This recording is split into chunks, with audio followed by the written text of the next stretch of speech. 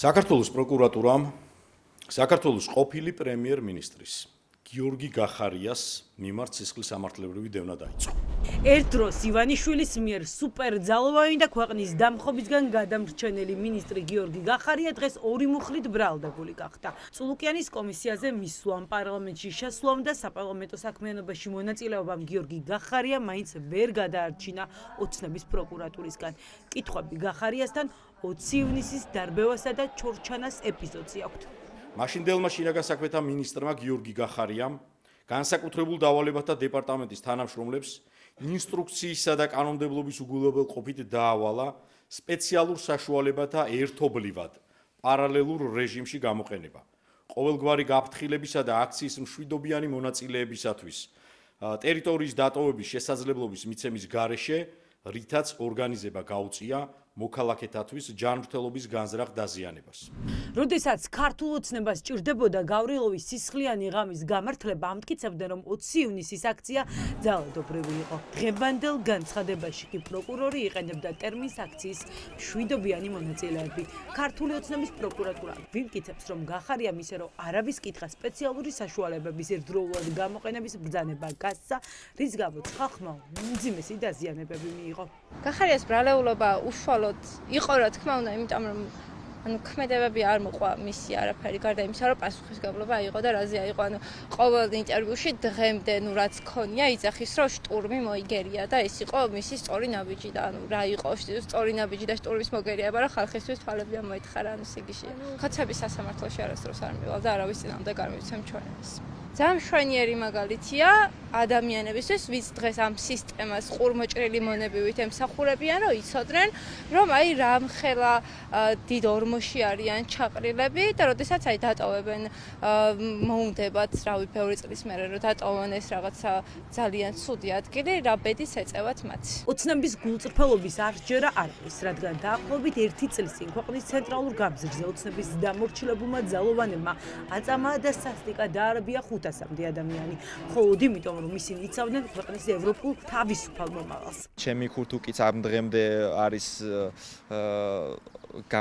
დაკვირვების ქვეშ და ადგენენ არის თუ არა ჩემი სისხლი და დღემდე არ არის დადგენილი და ის ფაქტი, რომ ამდენი 6 წლის შემდეგ იხსენებენ თავიანთი ყოფილი თანაგუნდელის გადამეტებულ ძალას, რითიც დაარბია მან აქცია, ეს არის სრული ეს რა თქმა უნდა არ არის მათი გულწრფელი საქციელი. გარდა იმისა, რომ მე მცემეს, მეც შევესწარი თუ როგორც ემეს იმ დახურულ მიკროავტობუსებში ადამიანები და მე პირადად ტვინის შერყევა და ნეკნების მოტეხილობა მქონდა და სხვა დაზიანებების სხვა სახისულები ქონდა დამტვრეული. ვიდექით წინა მხარის ბარიკადებთან, რა დროსაც უკვე დაიწყეს შემოსადენი გაზების სროლა, მომხდა გაზის კაფსულა წარმოვის არეში და უკვე დავკარგე გონება. ვიდეოშიც კადრებს ის ჩანდა, რომ დამიზნებით იყო ეს გაზის კაფსულა ჩემს მიმართ დასროლი და ამ ყველაფრის მერე უკვე თვეზე მეტიც აღარ მახსოვს წამიშალა გონებიდან და ვცდილობ ხოლმე რომ გავიხსენო დღესდღეობით ყველაფერი, მაგრამ ვერ ვიხსენებ. ნაწამებ მოქალაქეებს შორის ბევრი მძიმედ დაშავდა და დაზიანებებისაგან კომაშიც კი აღმოჩნდა.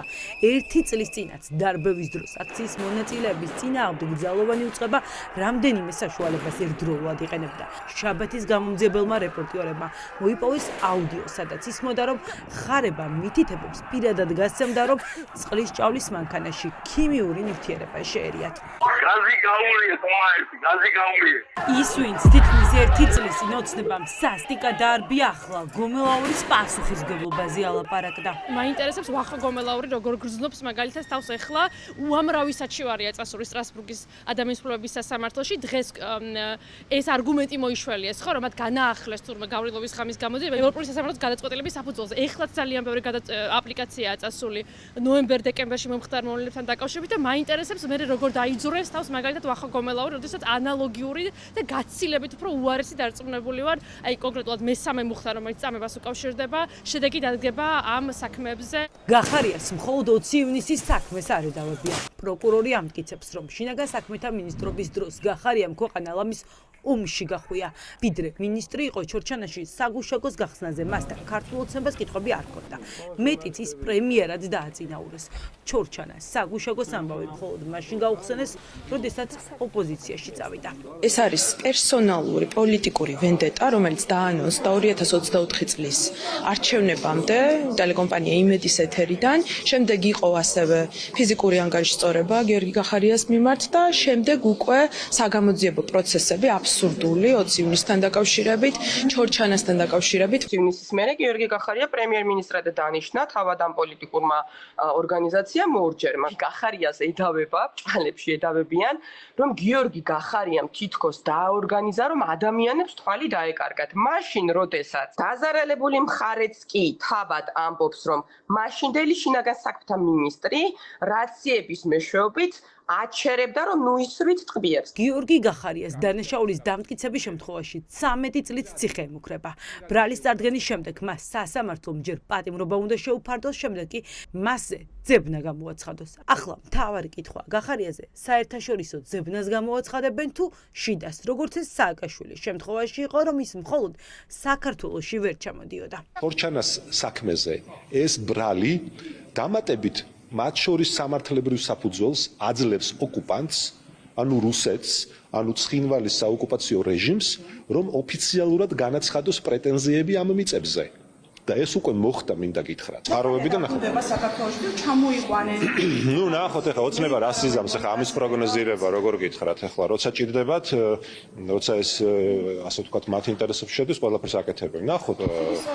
გახარია როცა ქვეყნიდან წავიდა? როგორც ჩანს, ამას ახლა დრო გამოაჩენს, რა თქმა უნდა, ხაბა ოცნებას თავი რატომ უნდა დააჭერინო, ვით უფრო 13 წლიანი მუხლით თან საკუთარი შენი ქვეყნის ტერიტორიების დაცვის გამო.